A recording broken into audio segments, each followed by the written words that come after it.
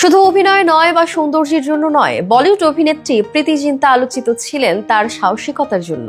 কুখ্যাত গ্যাংস্টার ছোট শাকিলের বিরুদ্ধে আদালতে সাক্ষ্য দেয়া থেকে শুরু করে পরিচালকের ৬০০ কোটি টাকার সম্পত্তি ফিরিয়ে দেয়া, সবই তার সাহসিকতার জ্বলন্ত উদাহরণ।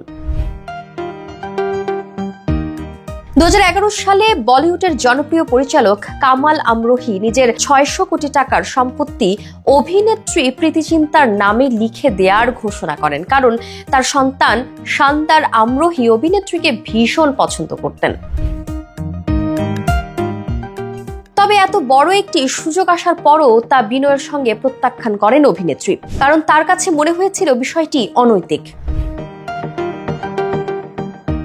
এর আগের ঘটনা ২০০১ সালের। প্রীতি জিন্তার বয়স তখন মাত্র ২৬ বছর।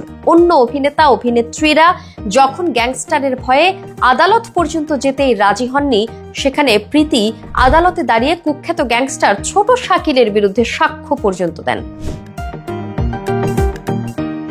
ছোট শাকিলের বিরুদ্ধে অভিনেত্রীর এই সাহসিকতার জন্য তৎকালীন কেন্দ্রীয় স্বরাষ্ট্রমন্ত্রী লালকৃষ্ণ আদভানি প্রীতিকে সশস্ত্র নিরাপত্তা গ্রহণের পরামর্শ দেন, কিন্তু সেই প্রস্তাবও প্রত্যাখ্যান করেন অভিনেত্রী।